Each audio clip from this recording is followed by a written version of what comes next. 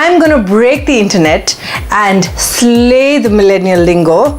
Hashtag the struggle is real. I have no problem with millennials. My only problem with millennials is language. Today I got a message from someone and they typed nice, spelt N-Y-C, and they smiled.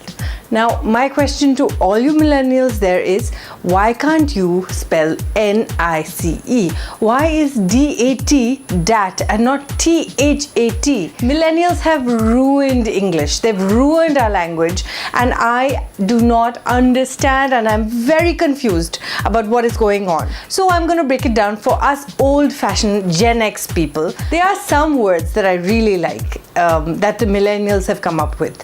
So bay is one of my favorites, like before anyone else. It's beautiful. And one, hello? Yeah. What? No. Okay, hold on. Yeah, thanks for letting me know. Oh, no, I don't like bay anymore, because bay is the short form for babe or baby. It's not before anyone else. It's a short form because they're lazy.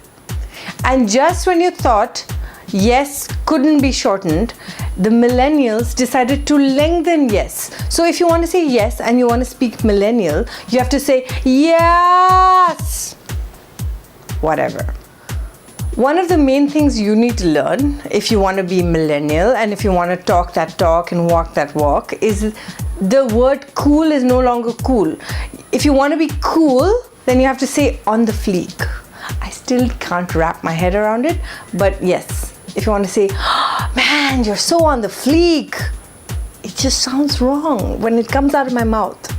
So for all those people who've said hashtag blessed, thinking that it's a good thing, actually the true meaning of millennials and blessed is actually, oh no, I'm blessed. When you want to tell a person that they're boring, you have to say, oh, you're so basic. It's very interesting though. During my English literature days, we learned that the word popular was actually an insult.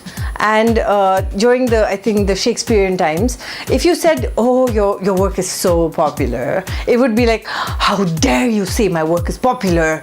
It meant that it was with the masses and it was, so I guess words and meanings and linguistics have changed over time. Now if you're struggling and you're just having a really hard time and you can't even, yeah, that's the word. It can't even. It means you can't handle it. So every time now you want to say something, be lazy like millennials and be like, I can't even, and stop. You'll be cool then. So when you want to say, oh, I am so happy, you don't say happy, you say dead. Just like when you say something is amazing, you don't say amazing, you say sick. I still don't understand it. Like when there are three words that I just can't fathom. Dead, slay, sick. So if you do something cool, you say, whoa, you slayed it. And you're like, I didn't kill anything. And then if you want to say like, oh, I'm so happy, I'm so satisfied, like I'm dead. Dude. And then if you want to compliment someone, you look at their face, and if you want to say like your girlfriend's pretty, you're like, you're sick. In my world, when you say you're sick, you're unwell, you need to go to the hospital or see a doctor. Not that you're looking pretty or you're looking great. I can't get my head around that one. Actually, I think millennials are more creative because for Gen X would say cool for everything. Cool, yeah, cool. Oh, that's cool. Oh, that's not cool. Cool. Everything was cool. But Gen Y, the millennials, they've changed it. It's like if you want to say cool, you say on the fleek. If you want to say not cool, you say no chill. So I guess maybe language is evolving. Maybe. If you want to insult someone, you say stop being a ratchet. Now ratchet sounds like a very hard word. It sounds like something Shashi Tharoor will use. But yep, it's the millennial way.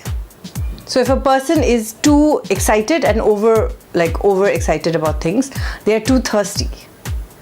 Yeah, the words just don't make any sense. There's no logic to it. If I'm eager, I'm thirsty. And here's a very confusing one. Sorry, not sorry.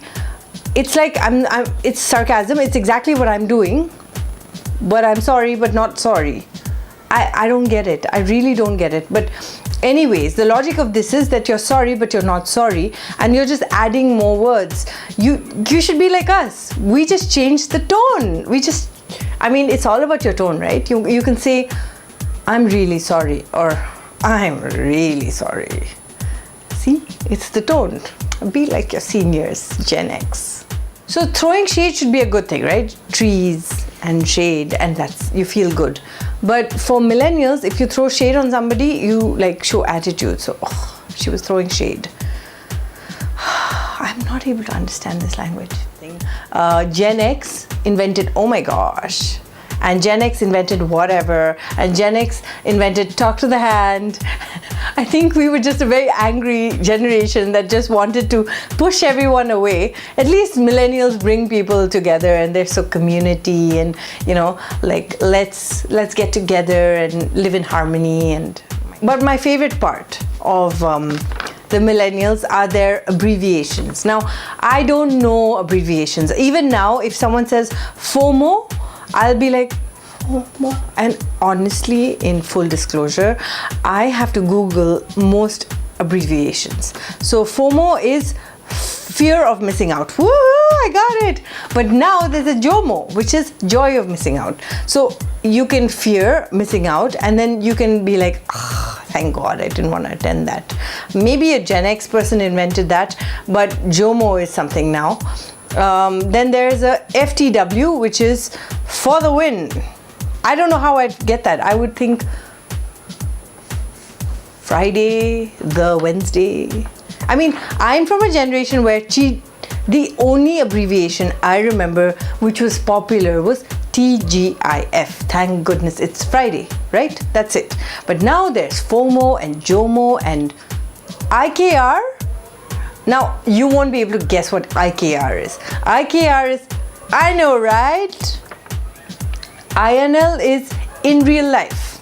Unrelatedly, I think Instagram invented millennial language because they decided we're going to go popular with hashtags, so let's just change the language. So all these abbreviations have come, and now we're using them.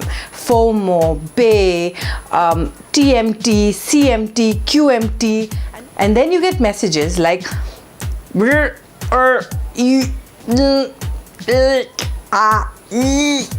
and then you think, do they need a moment to kind of finish off going to the loo? So millennials aside, we as a people have become lazy, and we've decided that we don't want to put vowels anymore. We want to put LK for like, or LUK for look. And yes, many people would agree with me. It makes our blood boil. It makes my blood boil when I get NYC, nice.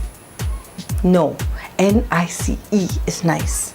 But that aside, phones have made it more difficult because you're typing and autocorrect changes everything. So what happens now when I write something? I'll write something and autocorrect has changed everything. So I think smartphones are millennial invented as well. They want to make everybody dumb, and they want to make everyone sound dumb. Apart from millennials talking to each other, I think one more person will be very happy with millennials. I think it'll be Yoda. I think people who invented millennial language love Star Wars because all the grammar is all over the place. Basic things are said backwards and in the middle with prefixes and suffixes all mixed up.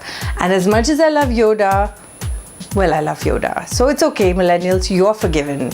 But here's something to think about, and it may be a little evil thought, but how Gen X, their blood boils with terminology and terms that millennials concoct and come up with and slay and spin and bust and blessed, and I don't know what these terms are. But millennials, watch out, because in a few years they will be the Gen Z, and we don't know what they're going to do. We don't know how they're going to talk. Be ready for your blood to boil. That's all I will say.